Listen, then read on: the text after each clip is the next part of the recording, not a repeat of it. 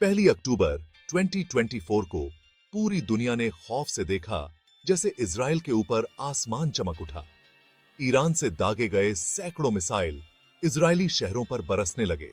IDF ने इस हमले की पुष्टि की और सोशल मीडिया पर रियल टाइम अपडेट्स शेयर किए। उनका फीड रॉकेट की आग की लकीरों से भरा हुआ था। 200 से ज्यादा मिसाइलें आम लोगों के इलाके पर दागी गईं। इन हमलों ने ईरान और इजराइल के संघर्ष को बढ़ा दिया।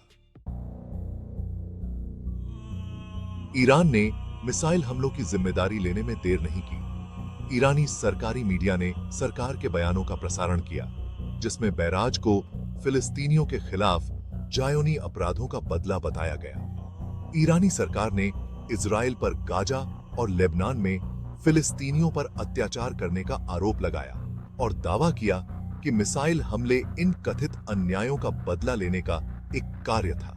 उन्होंने फिलिस्तीनी सशस्त्र समूहों का समर्थन जारी रखने की कसम खाई, जो निरंतर आक्रामकता का एक भयानक संदेश भेज रहा था। कई पश्चिमी देशों द्वारा आतंकवादी संगठन माने जाने वाले समूहों के लिए समर्थन की इस खुली घोषणा ने तनाव को और बढ़ा दिया। ईरान के कार्यों और बयानबाजी ने इजराइल के साथ सीधे संघर्ष में शामिल होने की खतरनाक इच्छा का संकेत दिया, जिससे एक व्यापक क्षेत्रीय युद्ध की आशंका बढ़ गई। हालांकि ईरान से मिसाइलों की बौछार भयानक थी, इजराइल का आयरन डोम रक्षा प्रणाली ने अच्छी तरह से प्रदर्शन किया। यह सिस्टम आने वाले प्रोजेक्टाइल को सफलतापूर्वक निष्क्रिय करने में सफल रहा। हालांकि कुछ मिसाइलें पार हो गईं। आईडीएफ ने नागरिक हताहत पर जोर दिया, नागरिकों से आश्रयों में रहने का आग्रह किया। आयरन डोम की प्रभावशीलता ने कई लोगों की जान बचाई। धारा 4, तेल अवीव की सड़कों पर दहशत। दुख की बात है कि उस दिन इजराइल को त्रस्त करने वाली केवल मिसाइल हमले ही नहीं थे, मानो ईरानी हमले के साथ समन्वय किया गया हो। तेल अवीव की भीड़ वाली सड़कों पर एक आतंकवादी हमले ने दहशत फैला दी। एक वैन भीड़ भरे बाजार क्षेत्र में उस समय तक घुस गई जब तक कि उसमें सवार लोगों ने विस्फोटकों को नहीं उड़ा दिया, जिससे तबाही का मंजर पैदा हो गया। इजरायली अधिकारियों ने तुरंत प्रतिक्रिया दी। आपातकालीन सेवाओं को घटनास्थल पर भेजा गया। अस्पतालों को हाई अलर्ट पर रखा गया था और शहर और देश भर में सुरक्षा तुरंत बढ़ा दी गई थी।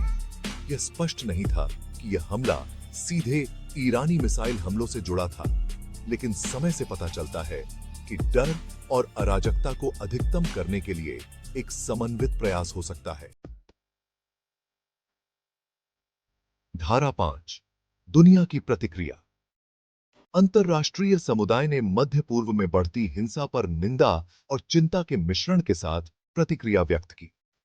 संयुक्त राष्ट्र सुरक्षा परिषद ने एक आपातकालीन सत्र बुलाया, जिसमें राजनयिकों ने सभी पक्षों से संयम बरतने और आगे रक्तपात को रोकने का आग्रह किया।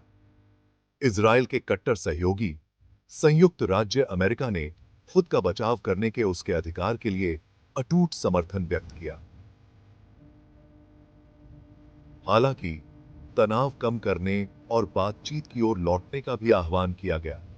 यूरोपीय नेताओं ने ईरानी मिसाइल हमलों की निंदा करते हुए सभी पक्षों से ऐसे कार्यों से बचने का आग्रह किया जो स्थिति को और बढ़ा सकते हैं। वैश्विक सहमति स्पष्ट थी, स्थिति अत्यंत खतरनाक थी और एक व्यापक क्षेत्रीय युद्ध के विनाशकारी परिणाम होंगे। धारा 6, एक नाजुक